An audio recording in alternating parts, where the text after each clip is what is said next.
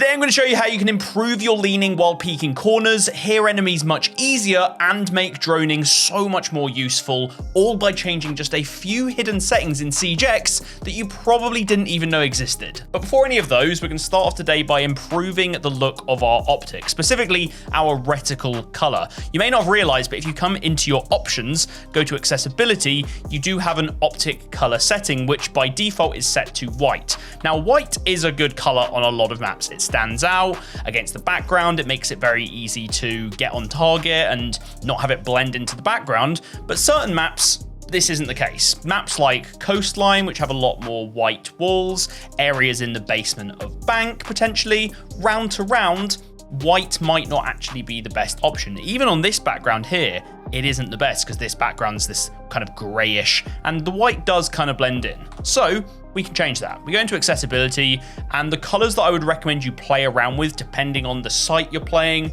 or on the map that you're playing, because you can come in here and quickly change this round by round.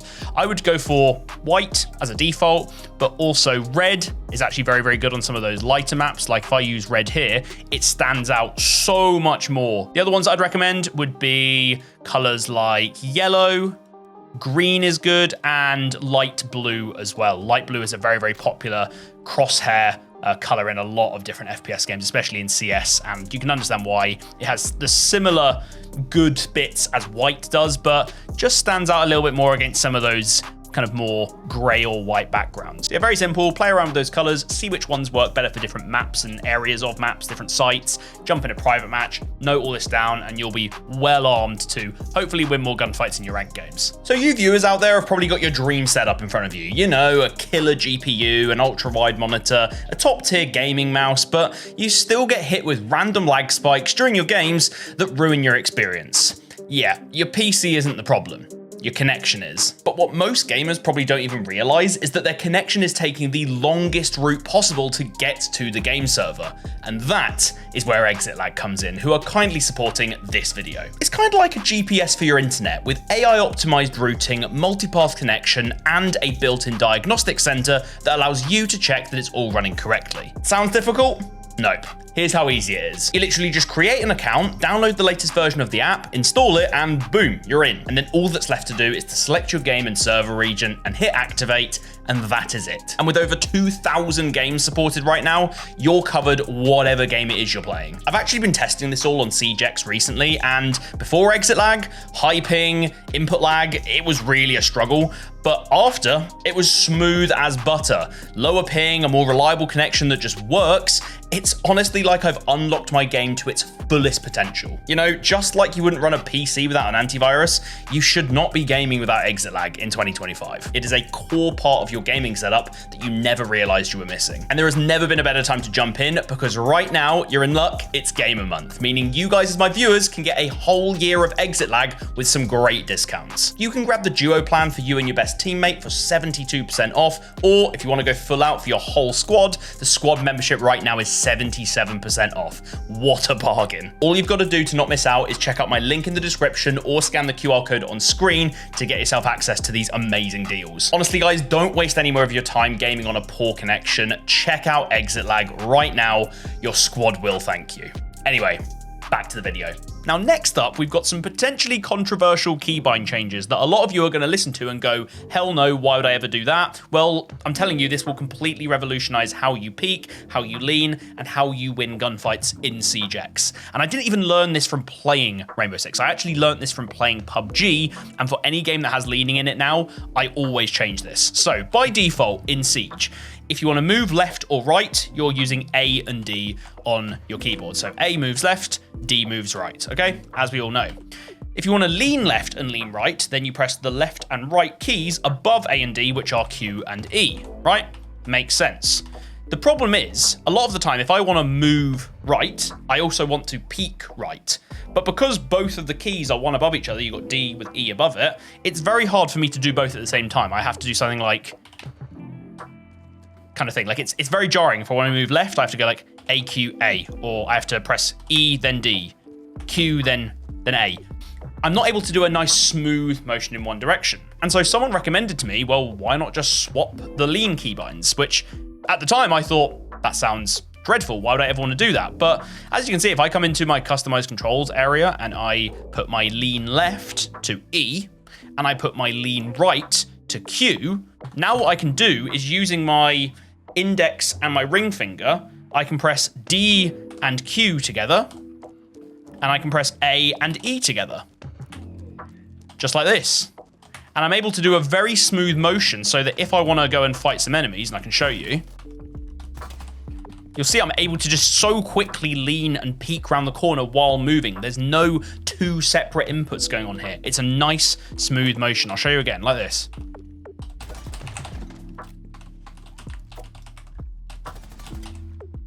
Just literally, I know someone's around the corner, peek, kill, okay? Whereas before, it would be two separate inputs, it would feel terrible. It is genuinely a night and day change. When you first change it, you might have a couple of games where you lean the wrong way a couple of times because that muscle memory won't be ready for it. But when you get used to it, you're going to be absolutely beaming and you're going to be flying around corners, getting that peeker's advantage and destroying enemies in your game. So go change those keybinds now. Now, this next setting we're going to change today is going to fix one of the biggest problems with the game when you first start playing, which is a very natural thing of Siege X, and it all comes down to explosions. There are lots of them in this game. You've got breach charges going off, grenades going off, all sorts, because it's Rainbow Six. But by default, there is a lot of screen shake when this stuff happens. So I'm playing Ash here. If I open up this wall, you can see the whole screen shakes. There's blur. It makes the game look very cinematic. It looks very, very cool, but it is also very visually distracting. You can imagine that as I blew up the wall there and the screen was shaking, if I was trying to spot little Billy down the end here, popping his head out of offices, I would never be winning that fight. He'd be all the way down there. He'd have no screen shake whatsoever, even if he had the setting which we're going to turn off on, because he's so far away from the explosion and I would always lose that gunfight. So what we want to do is basically turn all the screen shake off. What you need to do is come into options, into accessibility. Spoiler alert, there's a bunch of stuff in here we're going to change today. And we're going to take the screen shake intensity all the way down to off, as well as motion blur all the way to off.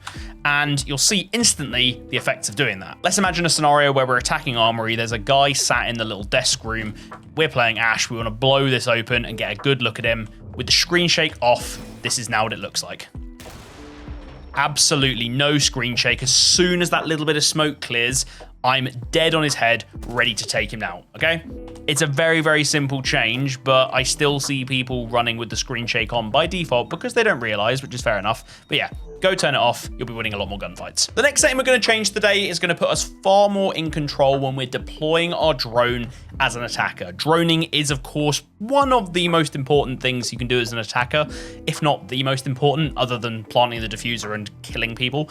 But there's a setting in the game which makes it a bit janky out of the box. Like if we imagine this scenario here where I'm attacking basement on Clubhouse, I've come down the blue corridor and I want to maybe check what's going on in church. I maybe want to head into Arsenal and have a little look around. Well, in order to get my drone out and place it down over here, I have to peek around this corner, which exposes me to many different places. Someone could come out of the hole in church here, someone could come out of the right here, someone could come here, someone could come up behind me, all sorts. And by default, when I throw the drone, what happens is it throws and it instantly puts me in the drone.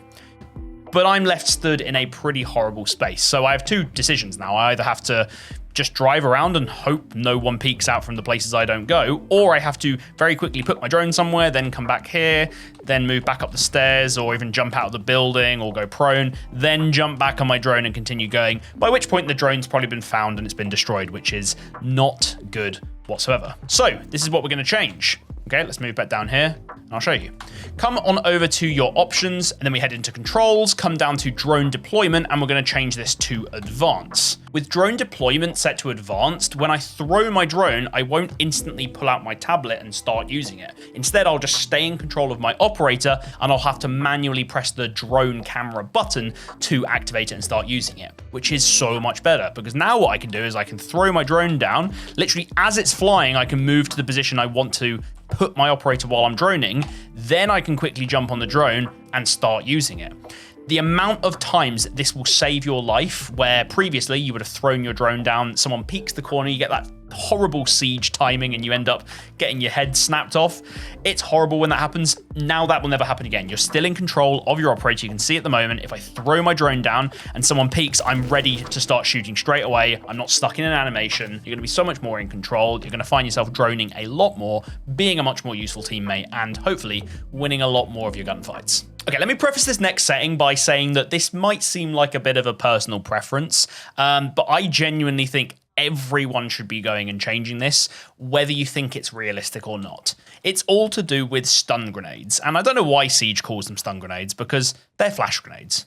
That's what we all call them. When you get flashed in this game, big, bright light, extremely bright, and if you're playing in a dark room, which I'm not at the moment, but I sometimes do, and your eyes are not ready for that to happen, not only will you be flashbanged in game, but you'll be genuinely flashbanged in real life as well. It's genuinely true. Your eyes will be blurry as hell, and even when that bright light fades out, you're going to find it really, really hard to win the gunfights because it shocks you. You are not ready for it, but we can change that. All you need to do is come back to the accessibility options. I mentioned that earlier. There was going to be more in here. And we have stun VFX in here, which is defaulted to white glare. You're just going to change that to the other option, which is dark glare. And yeah, this is not very realistic, but what's going to happen now is rather than the whole screen going white, the whole screen's going to go dark. And what you should notice, even while watching the video, is that it's so much easier to, after the stun goes off or the flash, as it starts fading from black back into real vision, you can spot things a lot easier. Just keep an eye on these 3 lines here when this flash goes off and we recover from it, okay? Instantly when I come out, yes, there's the blurriness from the stun, but I can instantly see motion. I can see what I'm looking at a lot easier. And in general, I'm just going to have a much better time reacting to someone coming around the corner after they've thrown that stun in. Now, if they come around the corner while you're completely stunned, then you're probably still dead. But changing this one very simple setting, yeah, it's going to keep you alive a lot more. So go and change it. Now, I literally just finished recording the section you've just watched about stuns going off and making it black rather than white. And I remember that there's actually another setting, this wasn't even one I was going to put in the video, to do with stun grenades, which is equally as bad as the visual problems, and it's the sound problems. Let me just throw a flash again. Listen to what happens when the stun goes off, okay? Listen to the sound. The high-pitched sound. Once again, very realistic. That is exactly what you'd be hearing. What that is called is tinnitus, and it happens when very, very loud sounds go off. If you come out of a very loud gig or a big explosion goes off in real life, two very different things. I've never experienced the second one.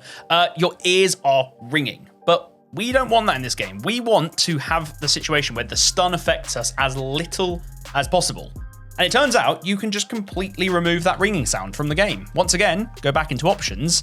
It is literally just below stun VFX. It is this, tinnitus SFX. If you didn't know what tinnitus was in real life, you probably didn't know what this meant. But you can change this to either muted or wave. I don't know what wave is, but you just want to set this to muted. And it's as simple as that. Now when I chuck a stun, there is no ringing. I basically lose no sound. I can hear things maybe a little bit muffled, but if I get flashed here and someone starts sprinting towards the corner, I know that I've at least got to get my gun up and start shooting, even though I can't see. And who knows, maybe that wins me the gunfight because I don't lose my audio. In a game like Siege, visuals are important. I would say sound is probably even more important. And there's actually another setting we're going to be covering in a little bit that's going to even more help the whole sound stage in this game. So stick around for that one. But yeah, go and change that tinnitus setting right now. Okay, before we talk about the next setting, let me quickly ask you a question. Has this ever happened in your games before? You enter the building on attack, you're doing really, really well, maybe you're a man up, you've got control of the site, and you go, okay, you're down in comms, you're saying, come on, let's get the plant down. And you realise that some numpty on your team has dropped the bomb, or the diffuser, sorry, out in spawn because they didn't want it. They didn't want to hold it. And it's still there. No one on your team, including you, unfortunately, has realised that it's been dropped. Well, the reason that this ends up happening is because after the bomb is dropped, diffuser, sorry, I keep saying bomb, it won't automatically pick it up when you walk over it. You actually have to walk over it and press F to pick it up, which is not great. But we can change that. What you need to do, everyone needs to do this, whether you like holding the diffuser or not, is go to your options, go to general, and come down to diffuser pickup, and make sure this is set to both. Not automatic, both. What this will do is it will enable both the automatic and the manual pickup. So if I just walk over the diffuser, it instantly picks it up. So if, once again, my numpty teammate drops it, there's a chance that I've hopefully walked over it and picked it up. Or if we all on our team have the setting on, someone will have ran over it and picked it up.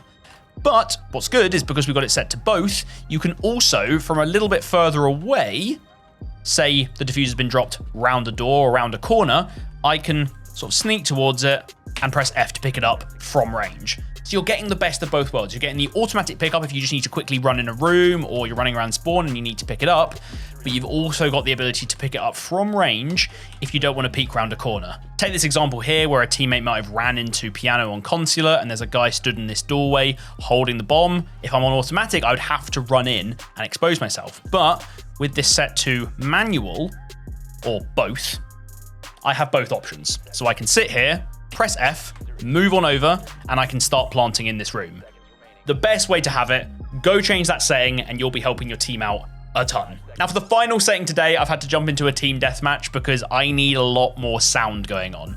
We've got people dying because they're getting shot, so lots of gunfire. There's explosions that are going off while people are doing breaches. It's a bit mad, and Siege is mad like that. There's a lot of loud noises. The problem is that the stuff we really want to hear, which is stuff like drones driving by, footsteps of people creeping around, Maverick using his blowtorch on a wall on the other side of the room, that is the key bits of information that we need to hear. And with the soundstage in Siege being as wide as it is by default, the loud stuff completely drowns out all of that quiet stuff. But we can change that. Now, there used to be a setting inside your audio where we could set our audio mode to something called night mode, which basically made the quiet sounds a bit louder and the loud sounds a bit quieter. And that's gone. So a lot of people just think, oh, they removed it from the game, so I can't do that anymore. It's actually been changed into this setting, dynamic range, which is a much more standard audio bit of terminology. By default, we've got it set to high, where it says gunshots and explosions sound realistic, while enemy movements are dynamic and responsive. Basically, that means enemy movements are quiet as anything. What we want to change it to is low, where it compresses all that volume, lowering the loudest sounds, such as gunshots and explosions. It reduces immersion and realism, but helps auditory fatigue. Helps avoid auditory fatigue. Okay, this team deathmatch is going to run out, so we'll just jump in another one. So with the dynamic range now set to low, it might not come across that well in a YouTube video because all that sound's getting compressed. But if you change this in game, you're going to hear so much more of the stuff that you need to hear. As I said, footsteps are the big one, Maverick torches, drones driving around, equipment being placed on a wall so that you can bandit trick it. All of the key things that drive the decisions you make, you're going to be able to hear so much easier, whilst things like gunshots are actually going to be slightly muted, slightly less loud, slightly less scary when a big explosion goes off next to you. So you're able to focus more and have a better time playing the game. So go and change that audio setting. And yeah, that's the last setting today. So with all those settings now dialed in, you should be able to go away and have a much better experience with Siege X. A lot of the stuff I've told you today is going to have an instant impact. Things like the key bindings and stuff, yeah, it's going to take a little bit more to get used to, but overall, it's going to make things a ton better. If you've enjoyed today's video and you want to see more from me, either on Siege X or a bunch of other games, I make a lot of videos on different FPSs, mainly covering settings, ways to get better, things to improve on, quick wins, a lot of quick tips, then be sure to subscribe to my channel. And also right now, if you haven't seen it, you should go and watch this Siege X graphics settings video because you've probably got completely wrong graphics settings. Your game's probably running like trash, or you've turned everything to low when it doesn't need to be, and you're actually missing out on a lot of key information visually. Just go and watch this video. It will sort it all out in 20 minutes or so.